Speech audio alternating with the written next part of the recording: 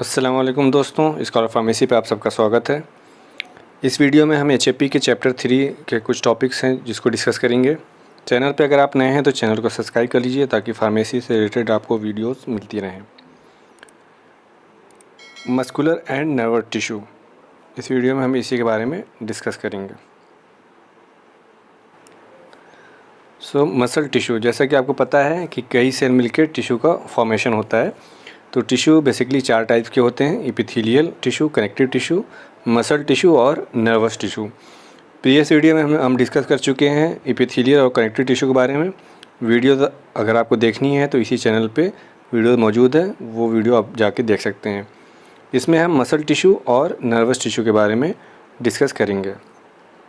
तो muscle tissue के बारे में देखते हैं। मसल टिश्यू जो कि सेल से मिलके बने होते हैं। किस टाइप के सेल? स्पेशलाइज्ड सेल होती हैं जिसके अंदर कैपेसिटी होती है स्ट्रेच करने की और रिलैक्स मोड में आने की, मींस कि फैलने और सिकुड़ने की क्षमता इसके अंदर होती है मसल टिश्यू के अंदर। इसके फैलने और सिकुड़ने की वजह से बॉडी का मूवमेंट होता है। तो ओवरऑल क्या करता है, ये आपकी बॉडी के मूवमेंट को बनाए रखता है।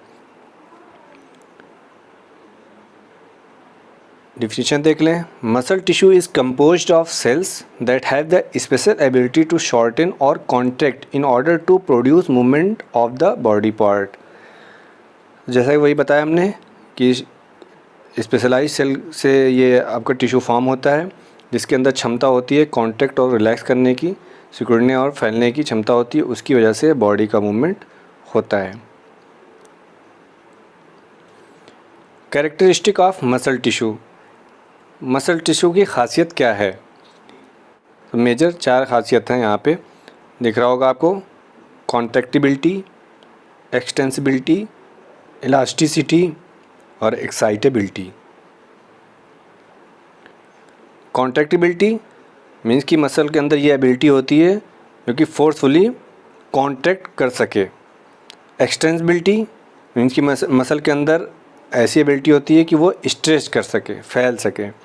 इलास्टिसिटी कि मसल के अंदर ऐसी एबिलिटी होती है जो कि फैले और फिर अपने स्थान पे वापस आ जाए, अपने पहली जैसी अवस्था में आ जाए। एक्साइटेबिलिटी कि मसल के अंदर ऐसी क्षमता होती है कि अगर उस पर कोई चीज़ इम्पैक्ट कर रही है तो वो उसका रिस्पॉन्स शो करता है। जैसे कोई भी स्टिमुलाई मसल सेल पे ऐड करता है थ्रू मोटर न्यूरॉन्स या हार्मोन के थ्रू, तो वो सेल क्या होती है, उसका रिस्पॉन्स देती है। Type of muscle tissue. Muscle tissue के कितने प्रकार के होते हैं? तो बेसिकली 3 टाइप्स के होते हैं: skeletal muscle tissue, smooth muscle tissue और कार्डियक मसल टिश्यू। यहाँ पे डायग्राम में आपको दिख रहा होगा कार्डियक मसल जो कि हार्ट में पाई जाती है, स्केलेटल मसल जो कि आपके बोन के इर्द गिर्द होती है, बोन से अटैच्ड होती है, स्मूथ मसल जो आपके विसरल मसल होती है, मतलब गट एरिया में पाई जाती है। ये 3 टाइप की आपकी मसल्स होती हैं, सबकी अपनी अपनी खासियत होती है। आगे देखते हैं उसको। तो फर्स्टली फोकस करते हैं स्केलेटल मसल पे। तो ये मसल क्या होती है, इसकी ख़ास बात यह है कि ये आपके बोन से अटैच्ड होती है, इसी के नाम से पड़ा है ये स्केलेटल मसल टिश्यू। बोन से अटैच्ड होती है और मूवमेंट में इसका अहम योगदान होता है। ये मसल स्ट्रेट होती है और इसमें अल्टरनेट पैटर्न पे लाइट और डार्क बैंड पाए जाते हैं। इसको डिटेल में हम आगे, इसका चैप्टर दिया हुआ है स्केलेटल मसल के बारे में, पूरा डिटेल्स में उसको देखेंगे। यहाँ पे शॉर्ट में हमें सिर्फ टिश्यू के बारे में स्टडी करनी है, इसीलिए शॉर्ट नोट है। स्केलेटल मसल की खासियत ये है कि इसमें जो लाइट और डार्क बैंड होते हैं वो कहलाते हैं आपके सार्कोमेयर्स, जो कि एक्टिन और मायोसिन और कुछ टाइप के प्रोटीन से मिलके फॉर्म होते हैं। इस मसल को वॉलेंट्री मसल भी कहते हैं। उसका रीज़न ये है कि ये हमारे कंट्रोल में होता है, हमारे विल में होता है। हम जब चाहें इस मसल को मूव करा सकते हैं, इस वजह से इसको वॉलेंट्री मसल भी बोलते हैं। 40% ये हमारे बॉडी के मास को कंपोज करता है, मतलब 40% तक आपकी स्केलेटल मसल बॉडी में पाई जाती है। ये मायोफाइब्रिल भी कंटेन करता है। इस मसल में आपके इस टाइप के टिश्यू में जो न्यूक्लियस होते हैं वो काफ़ी ज़्यादा मात्रा में होते हैं, मल्टी न्यूक्लिएटेड होते हैं ये। और इसका मेन काम होता है कि बॉडी के ऑर्गन्स को मूव कराने या बॉडी को मूव कराने में इसका अहम योगदान होता है। नेक्स्ट चलते हैं स्मूथ मसल पे। स्मूथ मसल जो कि नॉन स्टेटेड और इनवॉलेंट्री मसल होती है, जो कंट्रोल कौन करता है इसको, ऑटोनॉमिक नर्वस सिस्टम के द्वारा ये कंट्रोल होती है। ये आपके डाइजेस्टिव सिस्टम में पाई जाती है, यूरिनरी सिस्टम में, reproductive system, blood vessels, airway मतलब लंग्स एरिया में स्मूथ मसल पाई जाती है और इसके कॉन्ट्रैक्शन में इसका अहम योगदान होता है स्मूथ मसल का। एक्टिन और जो मायोसिन फिलामेंट्स होते हैं बहुत पतले पाए जाते हैं इसमें और रैंडमली ये अरेंज होते हैं, इस वजह से इसको नॉन स्ट्रेटेड मसल भी कहते हैं। स्मूथ मसल जो फाइबर हैं वो यूजुअली स्मॉल होते हैं और इसका जो शेप होता है वो स्पेंडल शेप होता है, मींस कि बीच में ये आपको थोड़ा मोटा दिखेगा, थिक दिखेगा और दोनों तरफ, दोनों साइड में आपको पतला दिखेगा और इसमें जो न्यूक्लियस होते हैं वो एक प्रेजेंट होते हैं। स्केलेटल मसल हमने मल्टी न्यूक्लियड देखा था, यहाँ पे सिंगल न्यूक्लियस प्रेजेंट होते हैं और ये जो अरेंज होंगे ये शीट या लेयर्स में अरेंज होते हैं, जैसा कि यहाँ एग्जांपल में आपको दिख रहा है। यहाँ पे स्मूथ मसल को देखिए, शीट या आपके लेयर में ये प्रेजेंट हैं स्मूथ मसल। नेक्स्ट बात कर लें कार्डियक मसल की। तो नाम से ही पता चल रहा है कार्डियक मसल टिश्यू ये हमारे कहाँ प्रेजेंट होती हैं, हार्ट में प्रेजेंट होती हैं। हार्ट की जो मायोकार्डियम वॉल होती है उसमें आपकी कार्डियक मसल टिश्यू प्रेजेंट होती हैं। ये स्ट्रेटेड होती हैं इन नेचर बट इनवॉलेंट्री होती है। स्केलेटल मसल क्या थी, स्केलेटल जो मसल टिश्यू थे वो स्ट्रेटेड थे और वॉलेंट्री इन नेचर थे, मतलब हमारे विल पे वो मूव करते थे। बट कार्डियक मसल स्ट्रेटेड तो होती है बट वो इनवॉलेंट्री होती है, हमारे विल पे वो मूव नहीं करती है। जो इसके फाइबर्स होते हैं वो भी पैरेलल अरेंज होते हैं, ब्रांच में होते हैं और ये मल्टी न्यूक्लिएटेड होते हैं।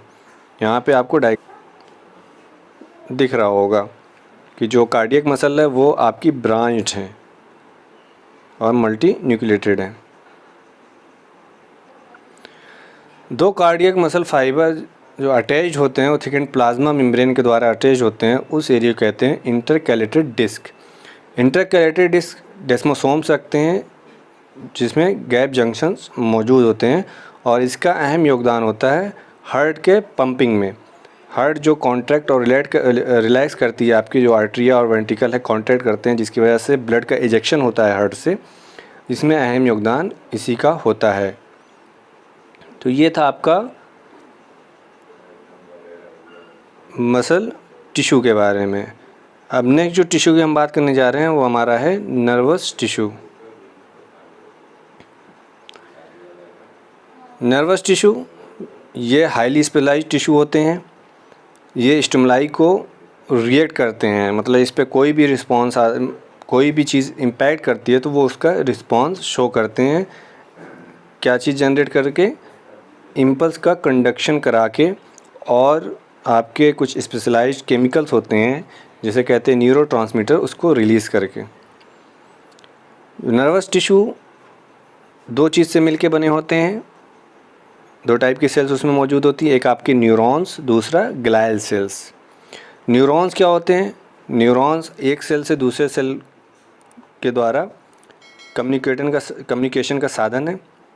इसके माध्यम से सेल सिग्नलिंग होती है और डिफरेंट टाइप की न्यूरोट्रांसमीटर रिलीज़ होते हैं, उसकी वजह से मैसेज एक सेल से दूसरी सेल की तरफ ट्रांसफ़र होता है। वहीं पे ये इलेक्ट्रिकली एक्टिव होते हैं और जिसकी वजह से वो केमिकल्स न्यूरोट्रांसमीटर रिलीज़ करते हैं। ग्लायल सेल की अगर बात कर लें हम तो ये सपोर्टिंग सेल है न्यूरॉन्स की।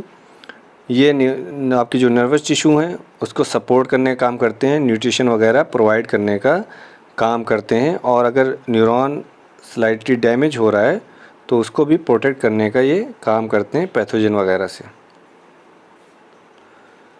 यहाँ पे सिंपल न्यूरॉन का आपको डायग्राम दिख रहा होगा।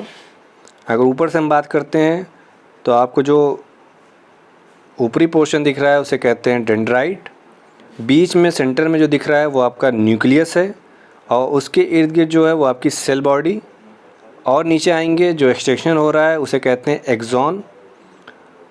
उस पर जो कवरिंग है येलो कुछ टाइप का शीट दिख रहा है उसे कहते हैं माइलिन शीट।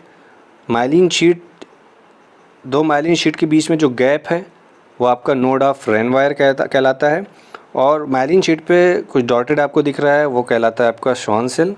और नीचे आएंगे तो एक्सॉन टर्मिनल, यहाँ से नेक्स्ट न्यूरॉन या नेक्स्ट सेल की शुरुआत होती है। इसके बीच में जो गैप होता है उसे साइनेप्सिस या साइनेप्टिक क्लेफ्ट भी कहते हैं। तो मैसेज जो कन्वे होता है या इलेक्ट्रिक इम्पल्स जो पहुंचता है तो वो डेंड्राइट से होता हुआ एक्सॉन टर्मिनल की तरफ मूव करता है, और आपके एक्सॉन में जो न्यूरोट्रांसमीटर मौजूद होते हैं उस इलेक्ट्रिक इम्पल्स के माध्यम से वो वहाँ से रिलीज़ होते हैं और साइनेप्टिक क्लेफ्ट या साइनेप्सिस एरिया में वो रिलीज़ हो जाते हैं और नेक्स्ट सेल या नेक्स्ट टिश्यू या नेक्स्ट न्यूरॉन पे वो जाके बाइंड होते हैं और अपना एक्शन प्रोड्यूस करते हैं।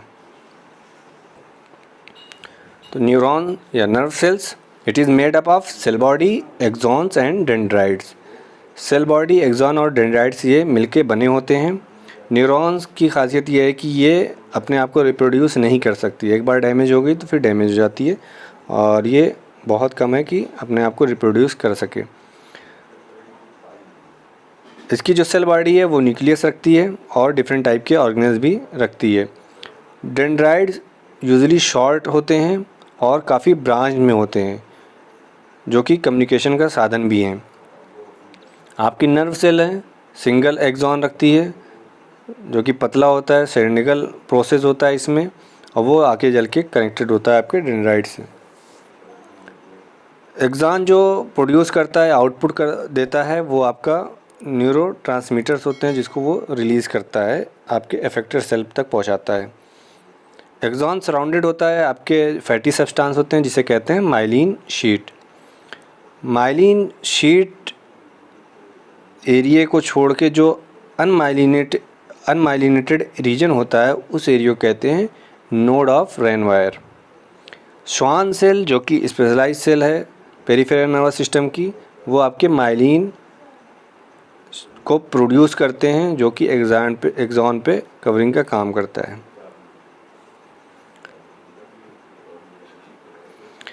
नेक्स्ट आपका न्यूरोग्लिया सेल की बात है, जो सपोर्टिंग सेल की हम बात करते हैं। तो ये सपोर्ट प्रोवाइड करता है आपके न्यूरॉन को, उसको प्रोडक्शन देता है, उसको नरिशमेंट प्रोवाइड करता है, और ये सेल आपकी रिप्रोड्यूस हो सकती है। न्यूरॉन रिप्रोड्यूस नहीं हो रही थी, बट ग्लायल सेल्स जो होती है आपकी या न्यूरोलजिया जो बात कर रहे हैं हम, ये खुद को रिप्रोड्यूस कर सकती है।